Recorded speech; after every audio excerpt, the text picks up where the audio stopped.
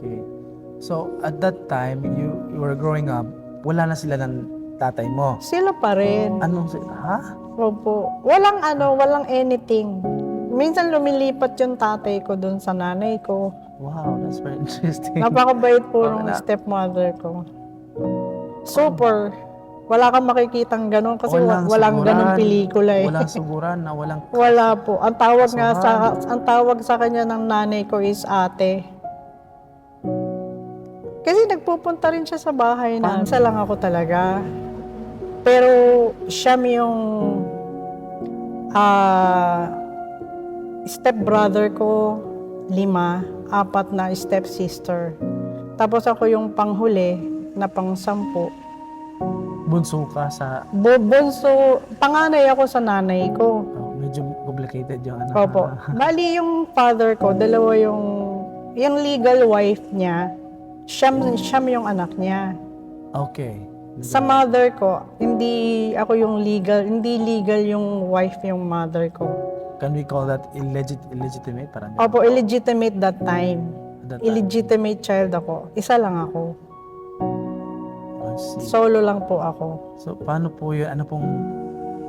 Tumira kayo kanino? Sa stepmother ko, siya yung nagpalaki sa akin, yung real wife. Ah, wow. Wow, that's interesting. Opo, yung real wife ang nagpalaki sa akin. Kasi yung biological mother ko is busy siya na nagtatrabaho. So from infant, ang alam ko, ang knowledge ko, from infant hanggang high school, doon ako sa stepmother ko. Siya yung nag-alaga sa akin. Kasama ko yung mga kapatid ko na siyam. So lumalabas, 10 kami. Paano nangyari yun? Medyo mahirap. Hindi siya conventional, no? So, Hindi nagkasundo yung... Hindi po mabait yung stepmother ko. Mabait. Napakabait nga nung kasi stepmother ko. kinukuha eh. Kasi siya pa yung nag-alaga sa akin, siya pa yung naghahatid sa akin sa school, siya yung mga uma-attend sa school program. Ang bait sa naman, mga itinuring school ka ng... meeting, Itinuring opo. ka ng anak. Anak ka nga. Opo. Hindi mo mararamdaman na hindi kanya anak. Wow. That's Opo. remarkable. Same with my siblings, mababait yung mga ate ko at saka mga kuya ko. Wala akong tulad ng mga napapanood natin, mga confrontation na sinugod ng Wala legal po. wife. Walang ganon.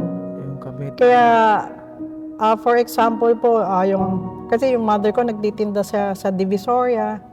Paghapon na, naglalaro ako ganyan, tatawagin ako nung stepmother ko na, o kaya na yung nanay mo, magmano ka na.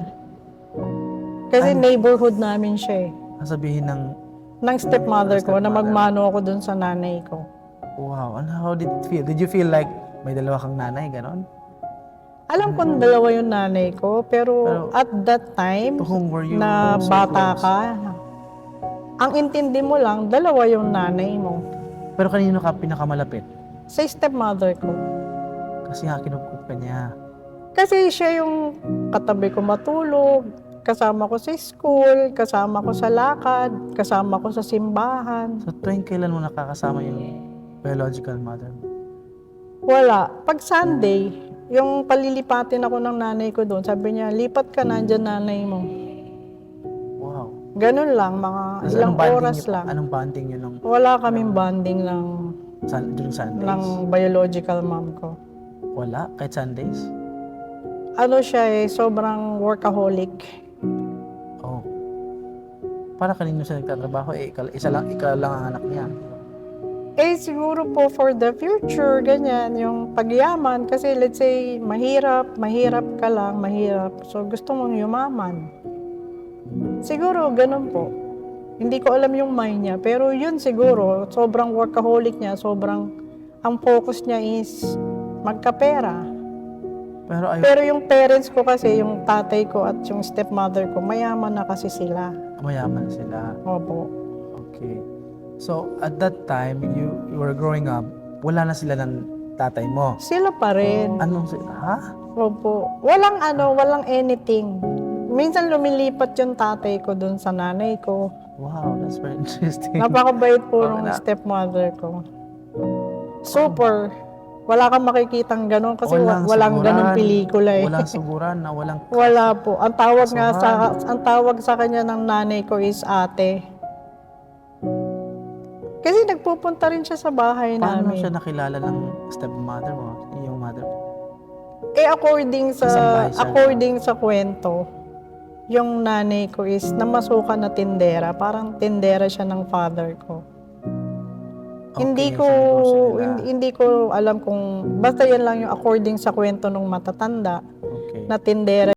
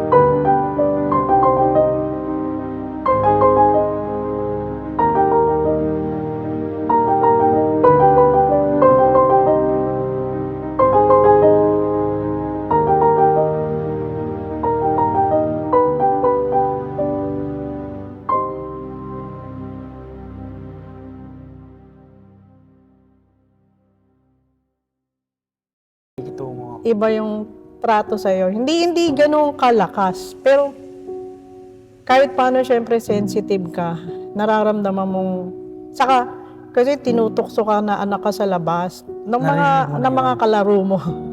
Narinig mo na yun nung bata Opo, ka? opo. Na, How did it feel? as a child, hindi ko siya iniintindi. Hindi siya sa akin. Kasi mas malakas yung positive yung yung pagiging Yung positive na pagmamahal anak ka. ng nanay mo, no? Mas malakas yung pagmamahal na nararamdaman mo. So, hindi mo nakikita yung negative side niya. So, hindi ko siya masyadong napapansin kasi happy yung childhood ko Dahil Wow. kasama ko yung mga kapatid ko, lalo na yung kasunod kong kapatid. It's unique actually kasi nag-iisa kang anak. Side Opo. ng biological mom mo, then side ng tatay mo. Opo. Marami kang kapatid. Bunso Siyam ka. sila. 4 na babae, 5 lalaki.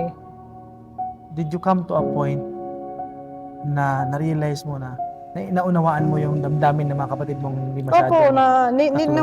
nung yung naiintindihan ko, being that time very much taboo ang ganun type ng relationship Pina-set up, ng family. Opo. Naiintindihan ko kaya, at saka hindi naman ako nagre-react in the sense na ang bait-bait nung stepmother ko. Ang bait nga. Halos wala ka naman maiko-complain.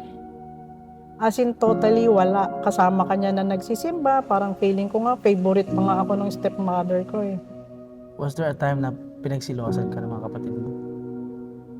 Hindi naman, kasi mabait naman siya talaga. Siya ba nagturo sa'yo na magkasal? Siguro siya, kasi palagi akong kasama sa simbahan. Nagsisimba kami ng Baklaran. Nagsisimba kami sa Quiapo. Tapos pag yung mga fiesta sa probinsya, yung mga pupunta kami, very much madasalin yung stepmother ko.